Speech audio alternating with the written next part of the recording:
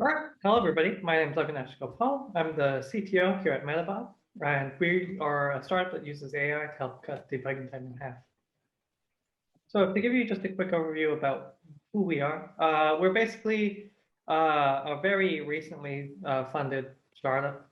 We recently just raised our seed round, actually, and we were originally working with NEC and their Labs Institute to do some research on different sorts of debugging tools or different sorts of ways to help save developer time by giving them some additional insights into their code. So while we were working with them, I was mainly focused on identifying different sorts of code smells or assigning different scores to different functions that were created. It was a much more rudimentary process, but since then we've identified that there is a substantial opportunity here to use some more sophisticated AI techniques to be able to find and resolve different sorts of problems within source or Python source code from a static analysis method. So since then, what we've done is we've then left NEC entirely and started off on our own as an independent company. And we were with the Alchemist Accelerator through that process, and that recently ended. Now we're working with we're working with a number of companies to do a couple POCs, as well as offering our product for free for open source users on GitHub. So if anybody wants to try us out, they can go to metabob.com to take a look. So this is my co-founder, Masijenta. He has a fairly storied experience in the AR space. I'm not going to go too much into his background necessarily because he's not here. So there's also me, who is the CTO here, and my background's mainly in doing engineering research. First in the aerospace industry, and then since then I've been working on more autonomous vehicle type projects, and then that sort of ended up going into more camera processing, that sort of space. And then since then, I've been working on just generalized AI. So basically, what we are trying to solve here at Metabob is that there are very sort of tedious processes that most developers have to do. As I'm sure you're all aware, fixing different sorts of problems within your code usually takes a fair portion of the amount of time that you spend actually developing.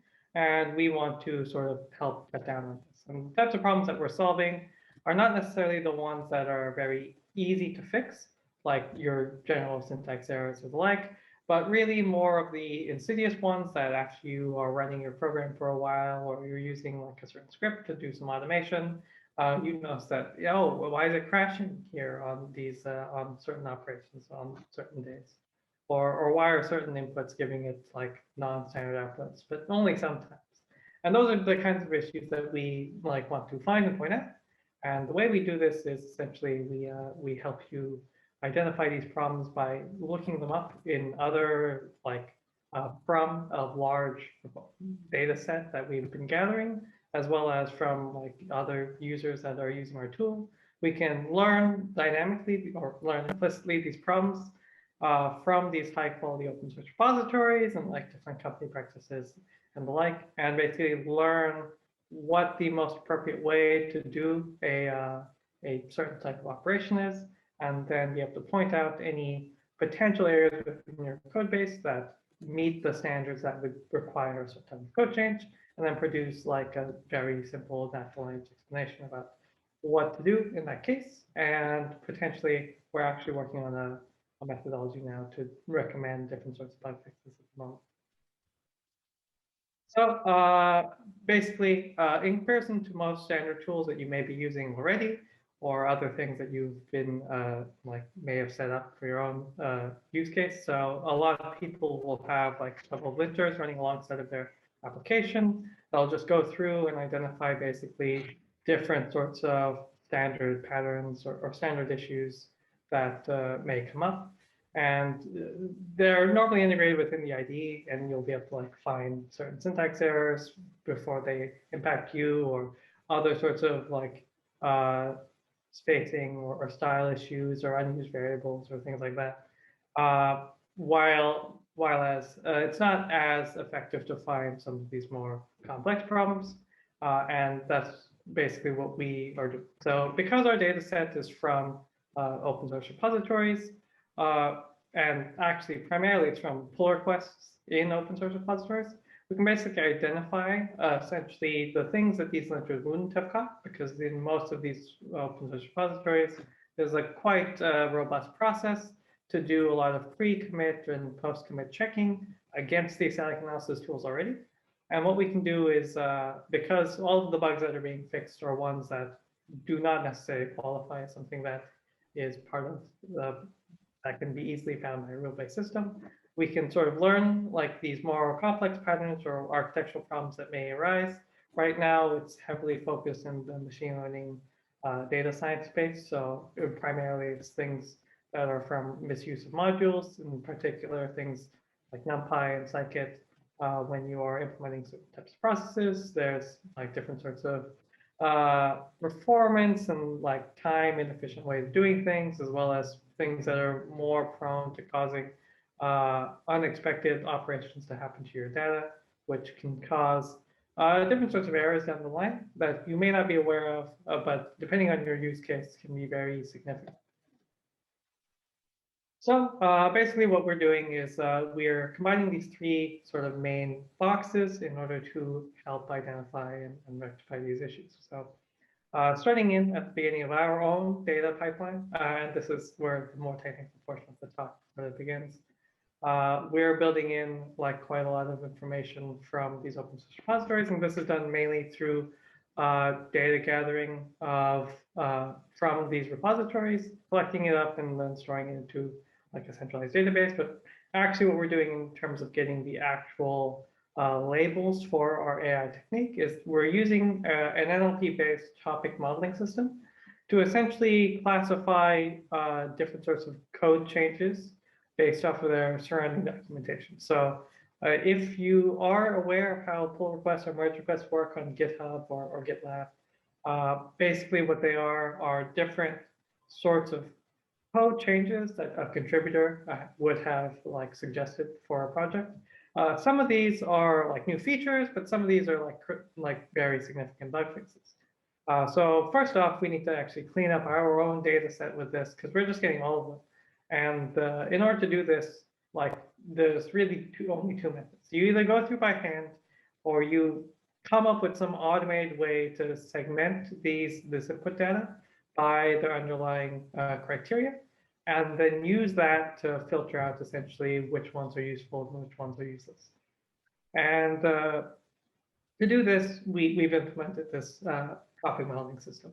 So based off of what words are frequently used within each class section, a topic modeling system is essentially an unsupervised machine learning technique that allocates different, in this case, it's corpuses or documents, I guess you could say, of text, which are the surrounding documentation around pull requests. So the pull requests like body, where the person who's submitting the pull request explains what they did and why they did it, as well as the comments for that pull request, which is everyone, including the maintainers for the project, leaving any notes or any suggestions about what needed to be changed in order to have that pull request implemented, and any like associated issues within the issues database of the SCM provider in question, which frequently correspond to like the actual report of the problem in the first place.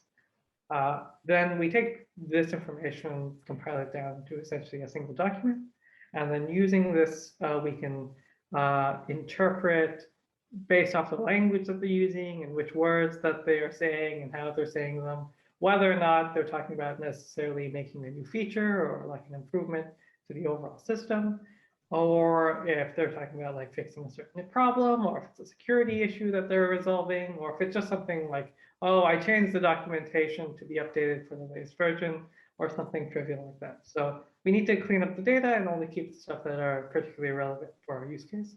So we remove stuff like documentation changes and entirely brand new features, but we keep some of the improvements and all of the bug fixes and all of the security fixes. We actually go through and do this process twice. So the first time is to clean up the data, but the second time is actually to assign labels for our main AI model.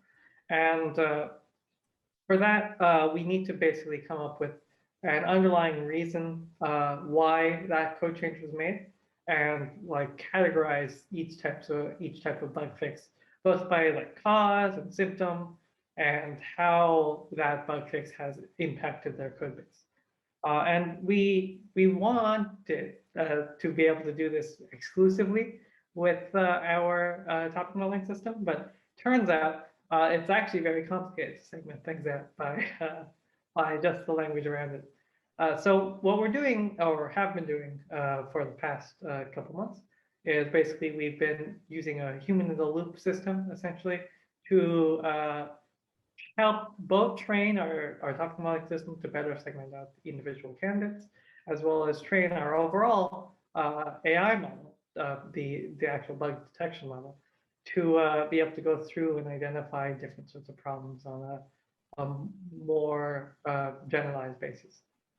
So to enable that process, basically, we do have now a set of people who are looking at the code directly and assigning different labels, but they're not really assigning different labels to the code apropos of any like individual information about it at all. We're actually giving them already some of the labels that our topic modeling system has generated, and they're both grading the existing labels as well as assigning additional labels based off of whether or not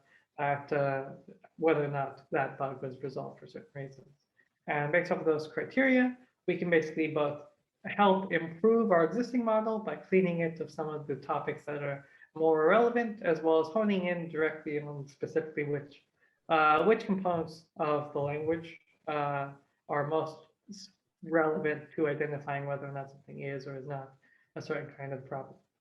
So using that information, as well as using using that information, we can basically assign a set of specific labels to the specific code changes that are now associated with our like input data. So to do that, after we did the main data cleaning, we now have basically a set of particularly relevant bug reports that have been assigned particular categories relating to what kind of bug it is, along with, and this is from the raw pull request data, we have the original source code before it was modified to resolve the issue, as well as the source code after it was modified to resolve the issue.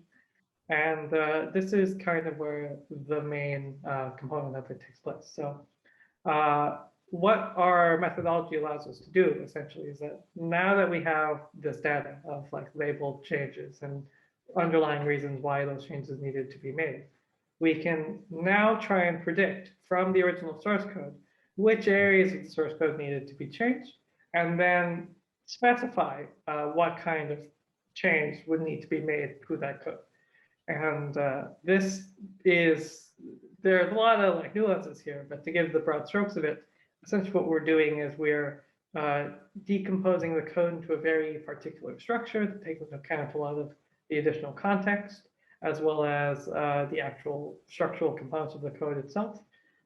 You may or may not be familiar with an abstract syntax tree, but to give just a quick overview of that, essentially in all programming languages, Python included, what the compiler, or in Python's case, the interpreter, will do is it will take whatever you type in, compile it into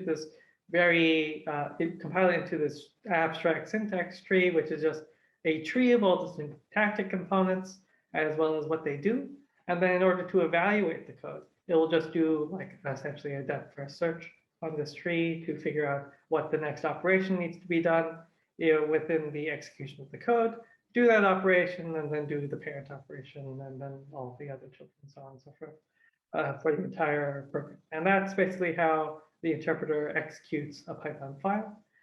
We take into account this information. So in comparison to other like AI-based techniques that typically do either code checking or dependency like analysis here, we have a much more sophisticated way of inputting the input features, because we take into account both the structural components of the code, but also how the execution order will play out, the conditional logic, as well as the actual control flow of the code itself.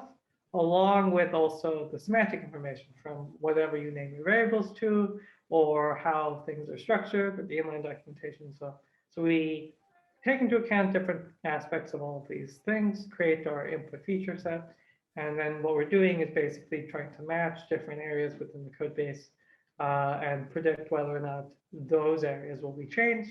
If they are going to be changed, what's the reason for that change? This is easier said than done, like everything in AI. For the most part here, there's actually quite a few things that you need to take into account, and it's mainly because the actual coding like domain is very, very highly entropic. There's a lot of different things that people do all the time, and because of this, you need to have some way of basically generalizing out a lot of the more subtle or more or less distinctly relevant components of what people are typing in as they're making programs, as well as different components about how the structure is being manipulated by a program.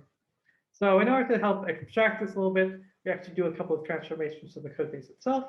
So instead of taking the entire abstract tree, we actually do a bit of preprocessing on our side to generalize or idealize, I guess, some of the components into much more manageable pieces. We also do some additional analysis to figure out different types of bugs within, well, not different types of bugs, but different types of like linguistic markers that determine whether or not something is supposed to be something or not supposed to be something. We train most of our data on stuff that doesn't necessarily have like the type hinting and other features that most modern, I'm going to say modern, but really any Python that was made within the last like 2-3 years, or at least that's when it started becoming more popular to do things like type hinting. So because of that, we also have to account for the fact that that's going to be present necessarily within our main data set. So we do some interpolation to try and predict what kind of data types things are and how things are being structured, and learn some additional context information. And we feed that into and all that sort of like stored within this input feature set that we are providing. So there's that, and then there's the other perennial problem that is plaguing all machine learning or AI development in general, and that is the fact that the data itself is not necessarily the most balanced. We definitely have a lot more samples for certain types of bugs as opposed to other ones, and actually this is the reason that prompted us to do the human-in-the-loop training in the first place. Like a lot of the repositories in the Python like domain are frequently like made by other data scientists or machine learning developers. There's really like two main uses for Python, and it's you're either doing data science with it or you're doing like Django class web development. And then outside of that, all of the other categories are like just libraries to either support one of those two. And then there's like a very small set of like other applications or other automation scripts that are present on GitHub. So because of that, we definitely are oversampled to certain types of bugs, simply because there are just a lot more there. And then on top of that, even though while we are trying to like have a lot of well-maintained repos comprise the bulk of our data set, there is a cost that comes with this. Well-maintained repos typically have a much more robust pull request process, which means they also have a much more robust, a much larger number of pull requests submitted and also accepted to those repositories. And you may think, well, yeah, that sounds good, right? Because that's what we're using for our data, but also they're all in the same code base, using the same coding methodology, the same sort of like ideas for getting things in terms of code quality, the same architectural decisions that were made very early on in the project. And because of this, we're basically training only on that one type of repository. And this would, like if we just left that in as plain, we would basically only be able to solve problems with specifically like a single repository or a single project. And obviously that's not our main intention. So we need to actually do some alterations to both the code base itself. And we actually solve this in two very distinct ways. Firstly, we actually batch the training in a very particular way to oversample some of the less then Stellar repositories after we do like the main training set to ensure that we are having like an adequate coverage over these non-specific repositories. We also need to also do like the general validation testing, but we actually curate a validation testing set that contains like certain number of problems from certain types of repositories to ensure that we're getting good generalization over the entire process, as well as going through and like specifying in more detail specifically what or what we're looking for within certain projects in order to better get an estimation of how well we are learning the underlying cause and not just the cause within project A. And on top of that, we also do some pre-processing of the data where we are basically doing some manipulations like you would do for, like this is frequently done in image recognition systems where you generate some like additional samples of the data by manipulating the structure of the original thing. So for example, instead of taking like a 16 by 16 image of a letter per se, you would rotate it slightly and then use that as the image. And you'd make like 100 of different rotations of this image.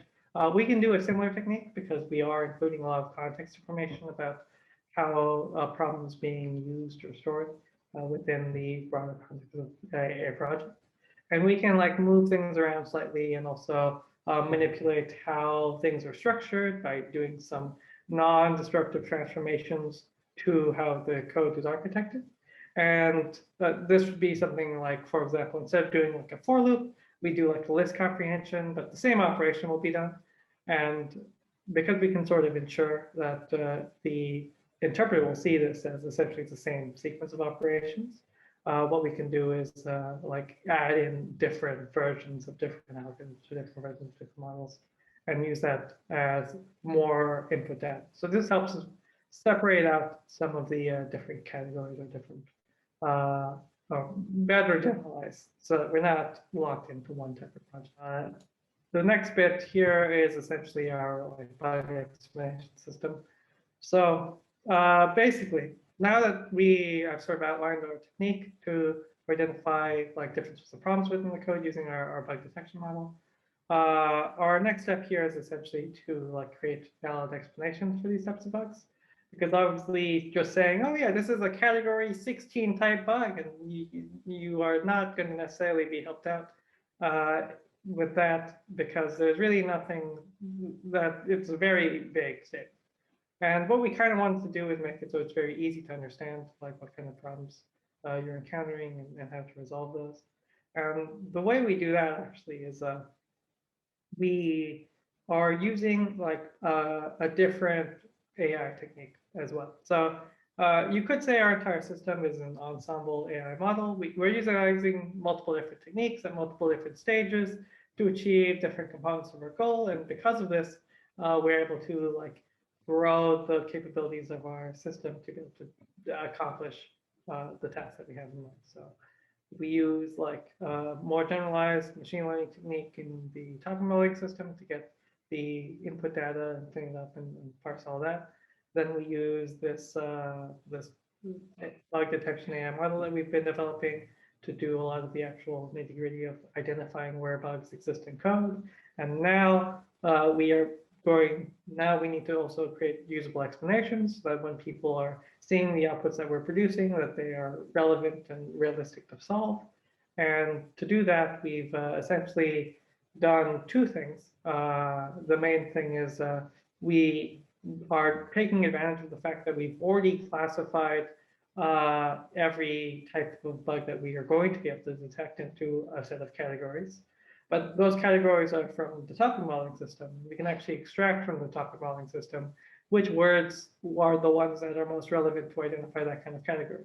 So if we detect a bug that's related to like NumPy and using a for loop over an array instead of using the vectorize function, then it's going to like take up twice as long because of that.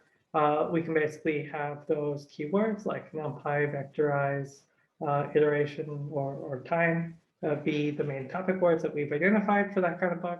And we can use those words in conjunction with the area of the code that we've detected and the context around that code from like the inline documentation, and basically be able to produce a very distinct like summary of what kind of problem that is. Using just, this is more of an off-the-shelf method, but we actually use like a tuned version of GPT-2 that we basically taught how to speak to a certain extent like somebody from Stack Overflow in terms of what the explanations are. So we can do that and then basically produce like different snippets of explanations that are very much tailored specifically to your application and specifically to the type of problem that we've identified. And we can also even reference items within your code and those explanations to try to make it so it's easy to understand exactly what happened, what needs to be done, and what should be resolved in that segment. And then we're also working on generating like recommendations to this as well. So with that, there's actually a couple of cool things that are happening in just the general space.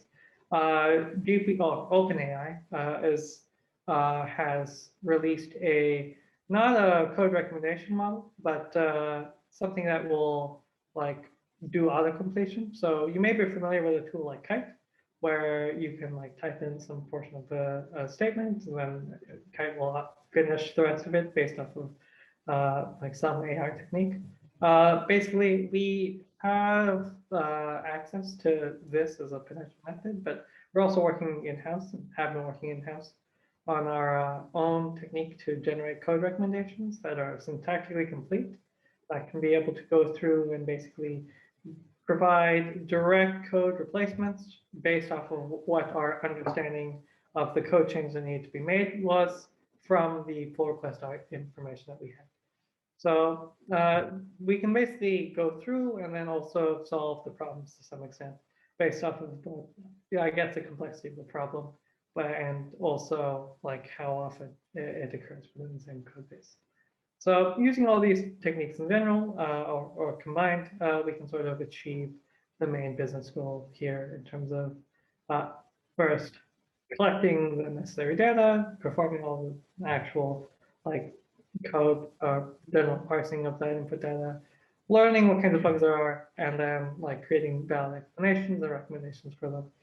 And then we just do this on a recurring basis, essentially. So as people keep using our tool, we can learn which bugs are more specifically related to which kinds of projects as well, based off of how people are implementing our solutions or not implementing our solutions. And that is something that we can feed back into the model and use those insights to just continuously improve. So that's basically the long and short of how our system works. We also do quite a bit of additional visualization things. If you use our application, we do have like a code visualizer attached to it. Helps you see how your code base is interconnected or architected, as well as how different components call other components and how that's related to your overall code quality in terms of whether or not a bug in one area, it may be very impactful to the overall code base, or it may be something that is not going to necessarily cause a problem. It does depend on how you've set things up, and we try and make that as clear to you as possible. But basically, this is the user interface that we have going on here. So after you sign in with your like GitHub account on our website, you'll be brought to a page like this for each of your repositories, where you'll be able to see basically all of your repositories like code segments. So you'll be able to just click on any one of these as they show up and just go into them. On your first time there, you may need to select, or you will need to select which repositories you want us to track, unless you only add like 2 repositories. But for this, since we're integrated with the CI/CD process for like Bitbucket and GitHub, you'll basically be able to go through and just select which code bases that you want us to analyze, and then every time you make a new update or a new pull request, we will automatically perform an analysis and then provide you the results here on our visualizer, or optionally as a report that it's going to be sent to your SAM provider. So when you click on any one of the repositories, you'll be brought to something like this, where you'll see basically a list of problems on the left-hand side. Right now, there's no problems found because I've already reviewed and pinned some of the existing problems that I was interested in looking at. And you can basically filter out which ones are effective for you using this method. Full disclosure, we do use this to train the model as before.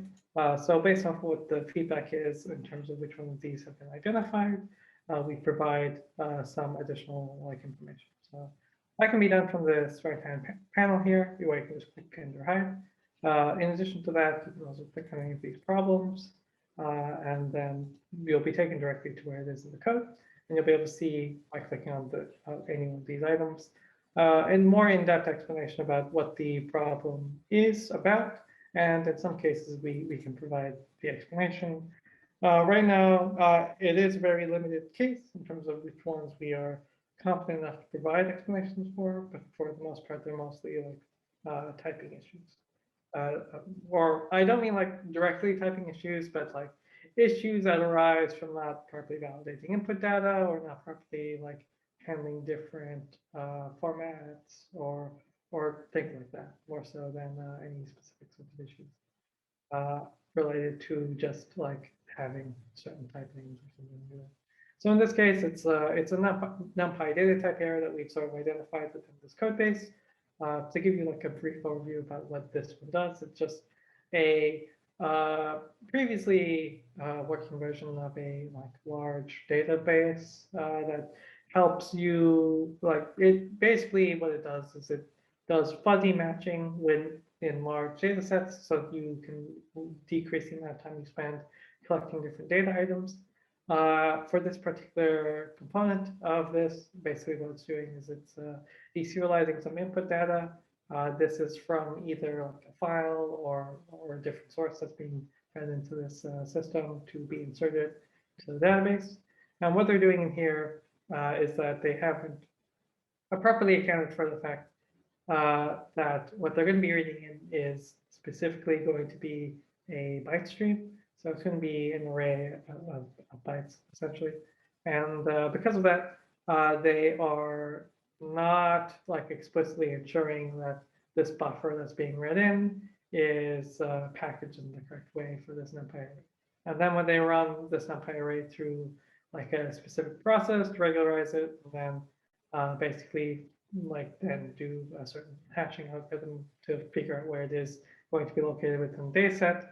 The numbers are not necessarily going to be exactly the same because they're actually showing them in floats.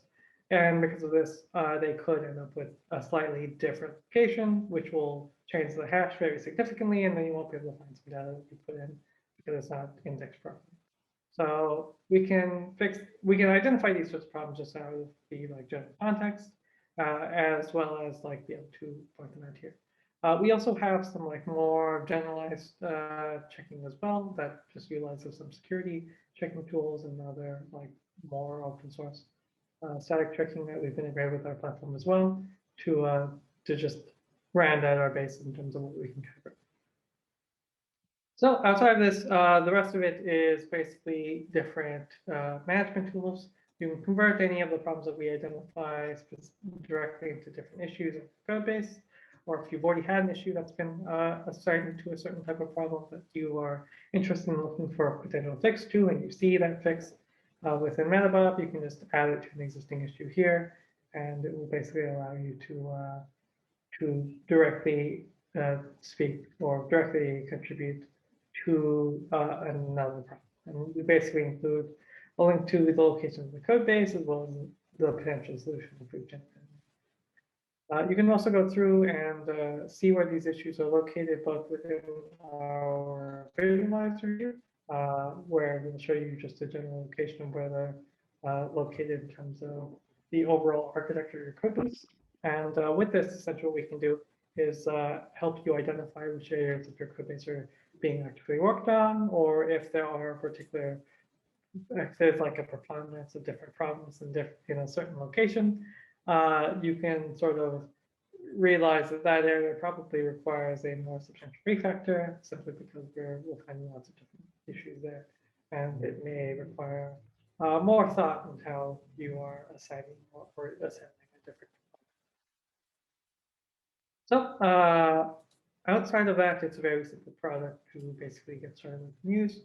you can just add or you can just install us as an app on GitHub. We're available in the marketplace, and there's a link on our website if you want to see it.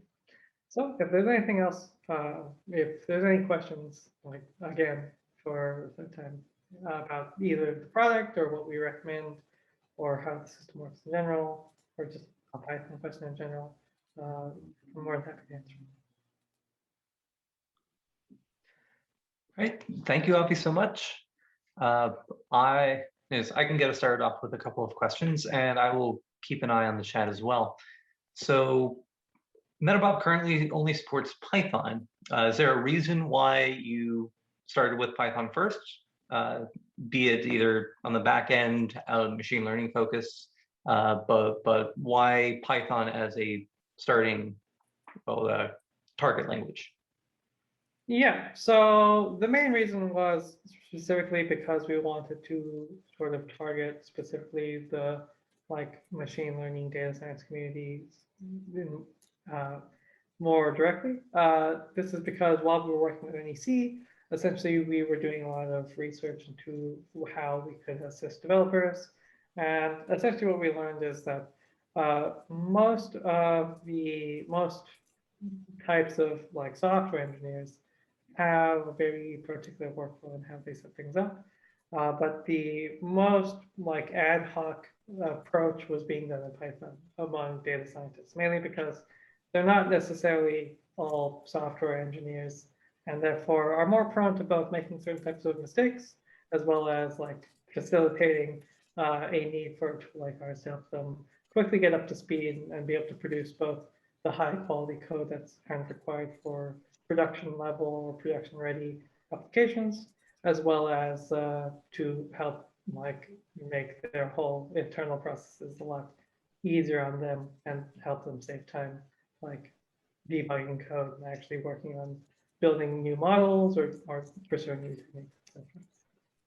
So that's the main reason that we started with Python, because that's what machine learning developers use. So it sounds like a good initial use case would be if there are any data science teams that could use Metabob in place, or as instead of having a resident software engineer on their team, and be able to get a lot of the same insights that that kind of person would provide. Yeah, exactly. We wanted to basically enable pure data science teams to be able to produce parts of their own ETL pipelines or their own general scripts in a way that's both performant, but not necessarily having to have somebody help manage them, those types of configurations. So I suppose the next logical question would be, is there plans or a timeline for adding new languages to Metabob? Yeah, so we frequently get this question. Actually, we are always interested in seeing what people's thoughts are in terms of what we should add next. A lot of our enterprise customers that we're doing POCs with are very interested in us supporting Java, simply because a lot of their code bases are written in Java as well. JavaScript is always a popular one, as well as TypeScript or the other JavaScript cross-translation language family. So for those, we are most likely to go in that direction in terms of what we're going to support next. So it will probably be Java, but in terms of timeline, right now we're trying to focus on just covering not just data science problems within Python now, but instead the whole language in terms of what kinds of problems we can detect and help resolve, as well as to finalize out our recommendation feature to help people more quickly solve these problems. And once we reach a certain level of validation on that front, then we'll probably start thinking about releasing different other languages as well.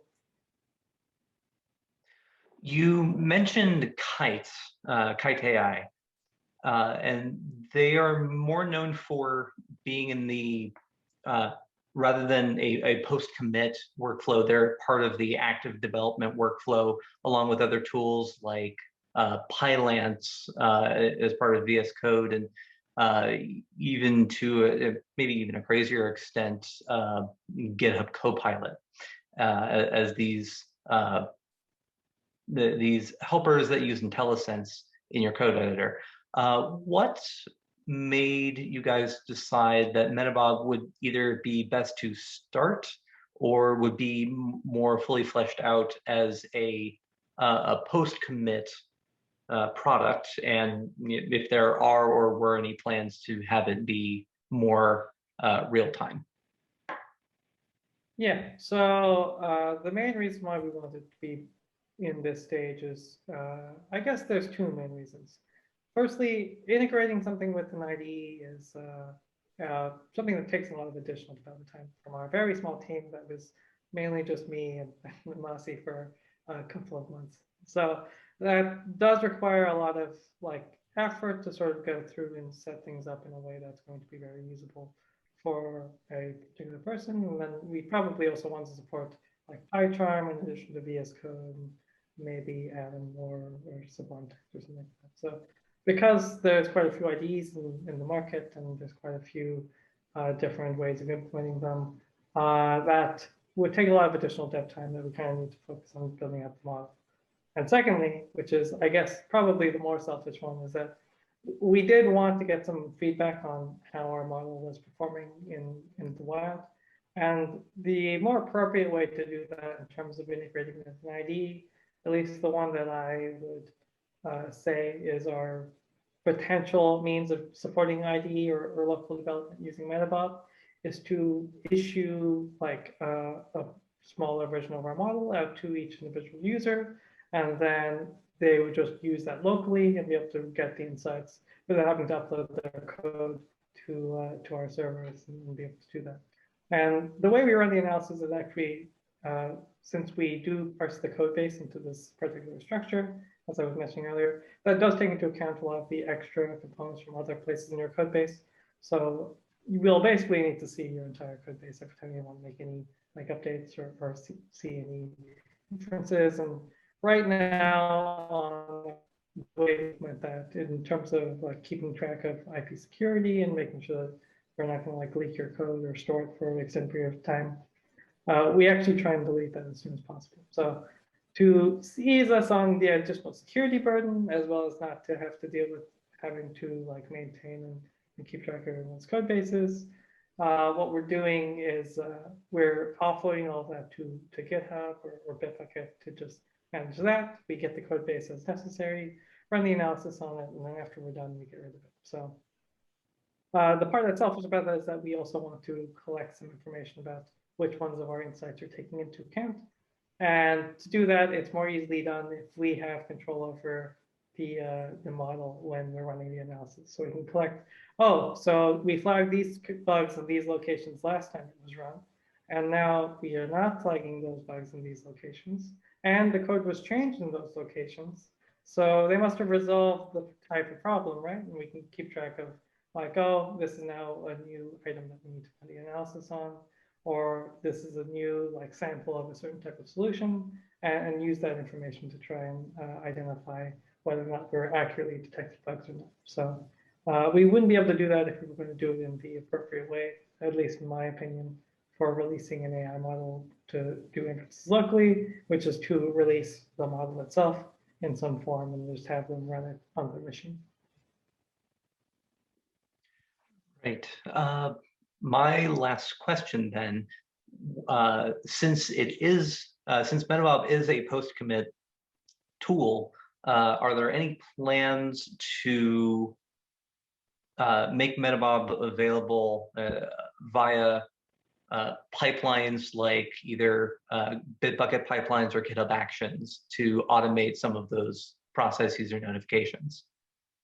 Yeah, so there's definitely plans to do that. In fact, right now, our, I guess you could say, preferred Bitbucket integration path is through Bitbucket pipelines. We are also adding support for GitHub Actions, as well as going to be opening up a public API that's going to be accessible by anybody to just make different sorts of queries to Metabob, as well as to submit certain analyses from your code base, either through those operations or through the normal app process.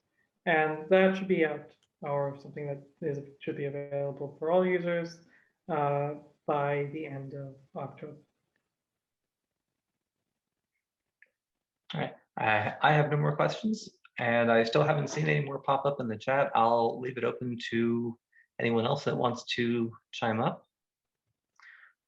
Otherwise, thank you so much for speaking with us today. Yeah, thanks for having me. Always fun to talk to different Python